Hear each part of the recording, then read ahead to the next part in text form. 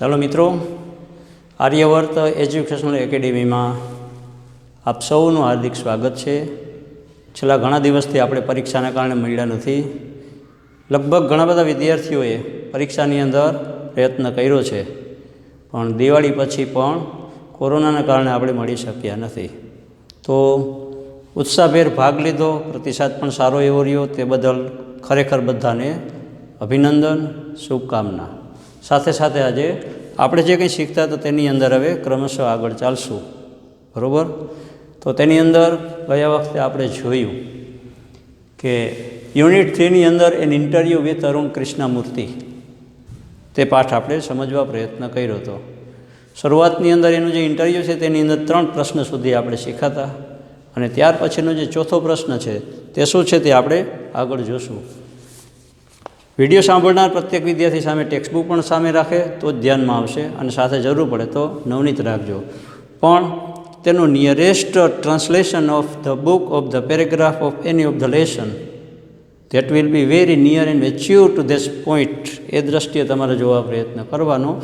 શબ્દશઃ એ જ ઇટ જ હશે નહીં, કારણ કે એકને એક શબ્દના અનેક અર્થ થતા હોય છે, તેમાંથી ત્યાં કેવો લેવો તે બધી એક ટ્રાન્સલેશનની પ્રક્રિયાને આધારે નક્કી થતું હોય છે. તો ટેક્સ્ટ બુક ખુલ્લી રાખવી, જરૂર પડે તો બાજુમાં નવનીત રાખવી, અને પ્રત્યેક વિદ્યાર્થી આમાં ભાગ લેવાનો. ઘણા બધા વિદ્યાર્થીઓ વિડીયોનો યુઝ કરતા નથી, તે પ્રકારનું રિપોર્ટિંગ થયું. તો ખરેખર હવે ઓનલાઈન એજ્યુકેશન જ છે, તો પછી તો આપણે તે પ્રકારનો લાભ લેવાનો છે. પ્રત્યક્ષ જ સર ભણાવે છે એમ માનો ને. અને ફોનથી જો વિદ્યાર્થીઓ તમારા કોન્ટેક્ટમાં હોય મોબાઈલથી, તો તેને પણ જાણ કરો કે જે વિદ્યાર્થીઓ આનાથી આજે પણ મિસ છે, ચૂકે છે, તેને પણ ઇન્ફોર્મ કરીને કહો કે ભાઈ રેગ્યુલર ઓનલાઈન એજ્યુકેશન ચાલુ છે, તો તેનો લાભ લ્યો, પ્રયત્ન કરો. અને બોર્ડની અંદર પરીક્ષા તો આવવાની જ છે, એ કોઈ વેમમાં નહીં રહેતા પરીક્ષા રદ થશે. તો તે દ્રષ્ટિએ પ્રત્યેક વિદ્યાર્થી આનો લાભ લેવાનો છે. નથી લેતા એને જાણ કરો, અહીંથી પણ ફોન કરવામાં આવે છે, એટલે તે બાબતની પૂરી કાળજી લેવી. તો ગયા વખતે આપણે પાઠ સમજતા હતા an interview with Arun Krishnamurthy. આજે કૃષ્ણમૂર્તિ સાથેનું ઇન્ટરવ્યૂ છે, તેની અંદર 3 પ્રશ્ન આપણે જોયા. ત્યાર પછીનો જે ચોથો પ્રશ્ન છે, પેજ નંબર 29, 29મા પાના ઉપર, did you feel any hesitation in quitting well paying job and venturing into this full time? What were the options you weighed before you arrived at your decision? પ્રશ્ન શું પૂછ્યો? Did you feel any hesitation, તમને કાંઈ ખચકાહટનો અનુભવ થયો?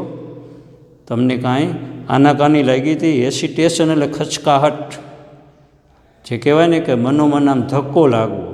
Did you feel any હેસિટેશન શેમાં? In ક્વિટિંગ. Quit India એટલે ભારત છોડો આંદોલન થયું ને, એમ ક્વિટિંગ એટલે છોડવામાં. શું છોડવામાં? વેલ પેઇંગ જોબ, સારામાં સારા પગારવાળી નોકરી તમે જ્યારે છોડી ત્યારે તમને કાંઈ આંચકો લાગ્યો તો? And venturing into this full time, અને આની અંદર પૂર્ણકાલીન, ફૂલ ટાઈમ એટલે પૂર્ણ સમય, વેન્ચરિંગ એટલે સાહસ કરવામાં. આની અંદર તમે જોડાઈ અને ફૂલ ટાઈમ જોડાઈ અને જે સાહસ કર્યો તે સાહસમાં અને સારા પગારવાળી નોકરી છોડવામાં તમને કાંઈ આનાકાની ન લાગી, ધક્કો ન લાગ્યો? સાથે સાથે બીજો પ્રશ્ન પૂછી લીધો છે, what were the options you weighed before you arrived at your decision? તમે પોતાના નિર્ણય ઉપર આવ્યા તે પહેલાં, before you arrived at your decision, તમે તમારા નિર્ણય ઉપર આવ્યા તે પહેલાં તમે કાંઈ વિકલ્પો વિચાર્યા હતા કે આંધળુકિયા કર્યા? It is always good to decide in favour of what you really love to do. એક જનરલ સ્ટેટમેન્ટ કરે છે અને આન્સર એમાં સમાઈ જાય છે. શું કહે છે? ઇટ ઇઝ ઓલવેઝ ગુડ, હંમેશા તે વસ્તુ સારી છે, to decide in favour of what you really love to do. ખરેખર તમે શું કરવા માગો છો? What do you want to really do? તમે ખરેખર શું કરવા માગો છો એના પક્ષમાં વિચારવું, તે વસ્તુ હંમેશા સારી હોય છે. I quit my job at Google. ગૂગલમાં એક સારી પોસ્ટ ઉપર હતો અને મેં ગૂગલની નોકરી છોડી દીધી, પણ I still keep in touch with my friends there. ત્યાં જે મારા મિત્રો છે તેના સંપર્કમાં હું હજુ પણ આજે પણ રહું છું. મેં ગૂગલ છોડ્યું એટલે not heartly but only physically. So only my duties at Google have come to an end. તેથી ગૂગલની અંદર મારી જે ફરજ હતી, duties, only my duties at ગૂગલમાં મારી ફરજ હતી, એનો જ માત્ર મેં ત્યાગ કર્યો છે. Have come to an end, એનો મેં ત્યાગ કર્યો છે. નોટ માય ઇમોશનલ બોન્ડ, મારું જે હૃદય અથવા તો લાગણીથી એની સાથે જે લગાવ હતો, સંબંધ હતો, એનો મેં જે કહેવાય ને કે ત્યાગ કર્યો નથી. I understood that I had to leave the job at that time, at that minute in 2010. 2010ની અંદર જે ક્ષણે મેં મારી નોકરી છોડી તે સમયે મને સમજાઈ ગયું હતું. આઈ અન્ડરસ્ટુડ ધેટ, તે સમયે હું સમજી શકતો હતો અથવા સમજતો હતો. ભાવનામાં આવીને કૂદકો માર્યો નથી, અંધારામાં ભૂસકો નથી માર્યો. વેલ પ્લાનિંગ સાથે ખબર હતી કે આટલા લાખનો પગાર છે, છોડી અને સેવામાં ઝંપલાવું છું. પણ તમને જે નક્કી કર્યું હોય તે તમારે always you will have to do, તમારે કરવું જોઈએ, તે આગળ કહી દીધું. તો I understood that I had to leave the job at that minute in 2010. 2010ની જે ક્ષણે, જે મિનિટે મારે નોકરી છોડવાની હતી. Or else I would never be daring enough to do so, જો હું ન છોડી શકે તો હું જે કરવાનો હતો તે પૂરતા પ્રમાણમાં હું કરી શકત જ નહીં. આઈ would never be daring enough to do સો, કરવા માટે મારી અંદર ડેરિંગ પાવર, હિંમત આવે જ નહીં, સમય ન આપી શકું તો. I could not sit back and enjoy life when environmental damage was happening on such a large scale. સમજવા જેવું સ્ટેટમેન્ટ છે. I could not sit back and enjoy life, હું પગ વાળીને બેસી પણ ન શકું અને જીવનને માણી પણ ન શકું. I could not sit back and enjoy life, જીવનને હું માણી પણ ન શકું. When environmental damage was happening on such a large scale, આટલા વિશાળ પાયા ઉપર મારા દેશની અંદર જ્યારે આ બધી પર્યાવરણની સમસ્યાઓથી દેશ જ્યારે ઝઝૂમતો હોય ત્યારે હું શાંતિથી કેમ બેસી શકું? આઝાદીની લડતની અંદર જે નારા હતા તેની અંદર એ જ હતું કે મારા દેશ બાંધવો જ્યારે લાઠીચાર્જની અંદર માર ખાતા હોય, લોહી લુહાણ થતા હોય, ગોળીએથી વિંધાતા હોય, અને ત્યારે એ ઘરની અંદર હું કેમ એ આરામ કરી શકું?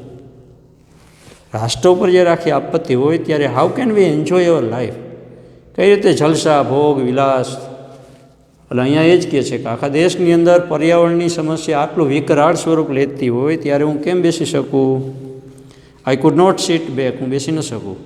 એન્ડ એન્જોય લાઈફ, જીવન માણી પણ ન શકું. When environmental damage was happening on such a large scale. I wanted to do something, હું કંઈક કરવા માગતો હતો. I wanted to do something, હું કંઈક કરવા માગતો હતો. And that something needed my full attention, અને એ જે કંઈ કરવા માગતો હતો એને પૂર્ણ મારી જે કહેવાય ને કે મારી શક્તિની જરૂરિયાત હતી, ફૂલ એટેન્શનની જરૂર હતી. Something needed to my full attention, મારે પૂરેપૂરું ધ્યાન, જીવન કેન્દ્રિત ત્યાં કરવું પડે એમ હતું. સો આઈ લેફ્ટ ગૂગલ ફોર EFIના માટે, એન્વાયરમેન્ટલ જે કહેવાય ને પર્યાવરણને લગતી જે સમસ્યાઓ છે, પર્યાવરણની જે સમસ્યાઓ છે તેના માટે મેં હંમેશના માટે મારી નોકરી છોડી દીધી. ત્યાર પછીનો પ્રશ્ન છે, what kind of garbage do people throw into water bodies? Water bodies એટલે જળાશયો. જળાશયોની અંદર લોકો કેવા કેવા પ્રકારના કચરાઓ ફેંકે છે? What kind of garbage do people throw in water bodies? પાણીની અંદર લોકો કેવા પ્રકારના કચરા ફેંકે છે? How do you deal with the removal of this garbage once you clean the water body? એક વખત તમે જળાશય સાફ કરી નાખો ત્યારે how do you deal with removal of this garbage once you clean water body? ત્યારે તમે એ જે કચરો દૂર કરો તેની સાથે કેવી રીતે ડીલ કરો છો? How do you deal with the removal of this garbage once you clean water body? જળાશય જ્યારે સાફ કરો ત્યારે તમે કેવી રીતનું કરો છો અને શું કરો છો, લોકો કેવા પ્રકારના કચરા નાખે છે. Everything from a diaper to worn out slippers, લોકો બધા જ કચરા નાખે, ડાયપરથી માંડી અને તૂટેલા સ્લીપર સુધીનું બધું જ. Everything from a diaper to worn out slippers, બાળોતિયાથી માંડી, ડાયપર એટલે બાળોતિયું દેશી ભાષામાં, ડાયપરથી માંડી, બાળોતિયાથી માંડીને વોર્ન આઉટ સ્લીપર્સ, વોર્ન તૂટેલા ચપ્પલ, બધી જ વસ્તુ લોકો નાખે છે. We find everything in our lakes, અમારા તળાવની અંદર આ વસ્તુ જોવા મળે છે. ધીસ ઇઝ સો ડિસ્ટર્બિંગ, આ બધું એટલું બધું અસ્તવ્યસ્ત કરી નાખે છે. Because it is water and water is the basic of life, એ પાણી છે ને પાણી છે એ જીવનનો પાયો છે, basic of our life. Water is the basic of life, જીવનનો મૂળભૂત પાયો છે, એલિક્સિર ઓફ ધ લાઈફ, જીવનનું અમૃત છે. How can we not care for this water bodies, આ જે જળાશયો છે એ જળાશયોની અંદર how can we not care, આપણે કાળજી કેમ નથી લઈ શકતા. પ્રત્યેક વ્યક્તિ જો ધારે તો બધી જ વસ્તુ થઈ શકે. અત્યારે બધા કહે છે ને કે ચારે બાજુ સમસ્યા સમસ્યા સમસ્યા, વૃક્ષો કપાતા જાય છે, ઉનાળામાં ટેમ્પરેચર વધતું જાય છે, પક્ષીઓ મરતા જાય છે, જંગલો સાફ થતા જાય છે, નદીઓ સૂકી થઈ ગઈ છે, પર્યાવરણની અંદર સમસ્યાઓ રોજ ને રોજ એક વિકરાળ સ્વરૂપ ભરતી જાય છે, ચારે બાજુ પ્લાસ્ટિકના ઢગલા ને ઢગલા જોવા મળે છે, ધુમાડો વધતો જાય છે, બેફામ રીતે સમસ્યા સમસ્યા સમસ્યા. સમસ્યાનું મૂળ સ્વરૂપ શું? સરકારથી થશે નહીં, સરકારની મર્યાદા થશે પણ ટોટલી સોલ્યુશન નથી. અને તમે આમ ડીપલી વિચારો તો અલ્ટિમેટ સરકાર એટલે શું, કોણ? એમ અલ્ટિમેટલી સરકાર is one type of system, governing the nation it is one type of system. પ્રત્યેક નાગરિક જે દિવસે સમજે, પ્રત્યેક વ્યક્તિ જે દિવસે સમજે કે મારે શું કરવું જોઈએ, તે દિવસે જ સમસ્યાના ઉકેલની શરૂઆત થશે, ત્યાં સુધી શક્ય જ નથી. એટલે અહીંયા કહે છે કે because it is water and water is the basic of life, જીવનનો પાયો છે. How can we not care for this water bodies, આ જળાશયો માટે આપણે કાળજી કેમ ન લઈ શકીએ. We use this garbage for landfill with no or minimum exposure to the outside environment. અમે શું કરીએ છીએ, આ જે કચરો હોય, ગાર્બેજ એટલે કચરો, we use this garbage for landfill with no or minimal exposure, ઓછામાં ઓછો ખુલ્લો રહીએ તેવી રીતનો જમીનની અંદર દાટી જઈએ છીએ. Exposure to the outside environment, બહારની બાજુ પર્યાવરણને ઓછામાં ઓછું નુકસાન કરે તેવી રીતનો જમીનની અંદર અમે દાટી દઈએ છીએ. We use this garbage for landfill, જમીનની અંદર લેન્ડફિલ એટલે જમીનમાં પૂર્તતા કરી દઈએ, દાટી દઈએ છીએ. We ensure that the lake area and water holding are free of garbage so that birds, frogs and snakes can live in peace.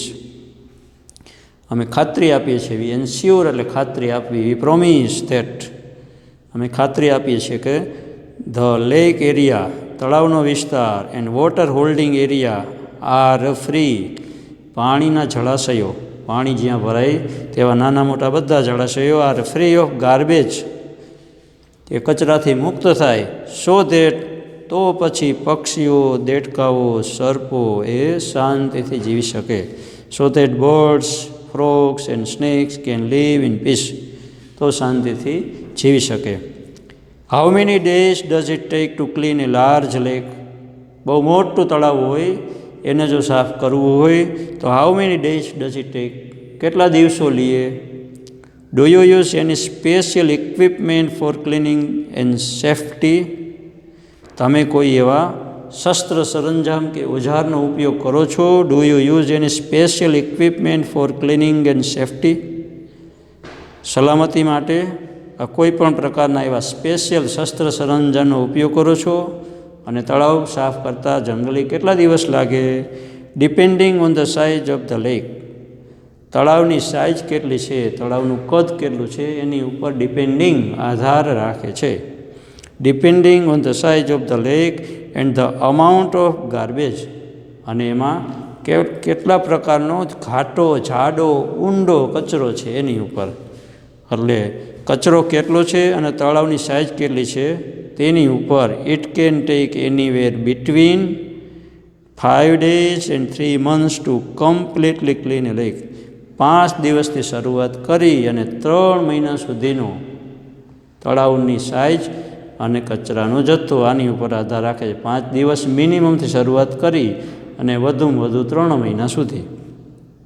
V have our tools like rakes and spades. અને અમારી પાસે અમારા પોતાના ઓજારો છે, જેવા કે racks એટલે દાંતી, કંપારી જેવું હશે કંઈક, રેક્સ એન્ડ સ્પેડ એટલે કોદાળી. એટલે કોદાળી, પાવડા, તીકમ, તગારા, આ જે આપણે ગામઠી ભાષાની અંદર ખેડૂત પાસે હોય છે તે પ્રકારના ઓજારનો ઉપયોગ કરી અને આખી એક માનવની ટીમ લાગી જાય. એક પ્રકાર જો યુવાનોની અંદર ઉત્સાહનું આંદોલન જાગૃત થાય તો ઘણું બધું કામ થઈ શકે.